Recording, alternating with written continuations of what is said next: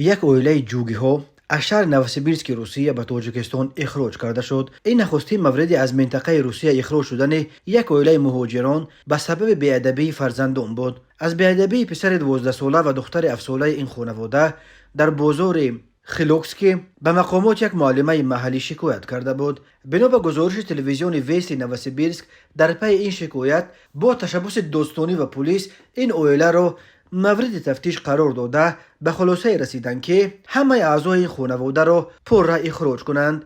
بار اول سبب چنین تصمیم بیادبی فرزندان این اویله شد. زن 32 ساله تاجیکستان را اخیراً به شعبه مهاجرت پلیس نویه لینین شهر نوسیبیرسک دعوت کرده نسخه قرار اخراج او و فرزندانش را به دستش سپردند. ویرا چرکاسووا، مدیر بخش مهاجرت شعبه پلیس رقم 7 نویه لینین، شخصا این زن را از قبول شدن این تصمیم خبردار کرد. مولت بود و باش شما در قلمرو فدراسیون روسیه کاهش داده شد. شما باید در بین 3 روز ترک روسیه کنید. ماریا، معلمه‌ای که از مقامات اندیشیدن چاره‌های قانونی نسبت به این اویله را تقاضا کرده بود، در شرح این مراجعتش به ویست نوسیبیرسک گفت در نزد دکان‌های سیخ کبابپزی 2 کودک بی‌پرستار که به نظر می رسید از قوم لوری بودند طلبندگی میکردند.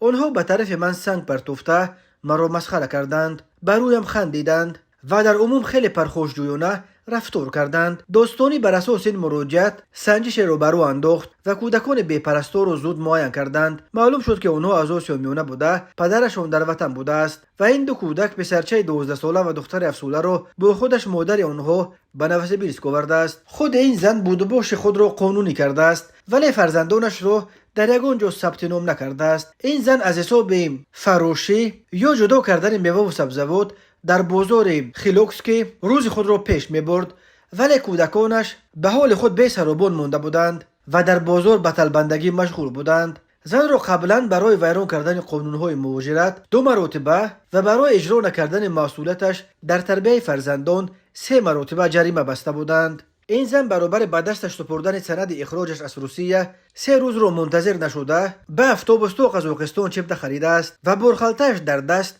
به وطن را سپر شده است. این نخستین حالت اخراج یک اویله مهاجران از ولایت نوسیبیرسک به دلیل بیادبی فرزندانش می باشد. اخراج این اویله در پی در اینترنت نشر شدن چندین ویدیو درباره بیادبی فرزندان لولی ها از آسیا میانه در گرد و اطراف بازار خیلوکسکی رخ داد. از جمله در پایان ماه آگوست در شبکه فکنتاکت ویدیویی نشر شد که چگونه کودکان لولی در کنار بازار پیش رو یک دختر نورس رو گرفته به طرفش سنگ میپرتایند و سخنهای قبیح زده مسخرش میکردند. در پی شکایت ساکنان محلی، مقامات در بازار خیلوکسکی که در آن صدا مهاجر از آسیا میانه کار میکنند چندین رید گذرانیدند. در نتیجه از اول سال جاری تنها از نویه لینین شهر نوسیبیرسک 277 مهاجر را اخراج کردند. اکثر آنها در این بازار کار میکردند.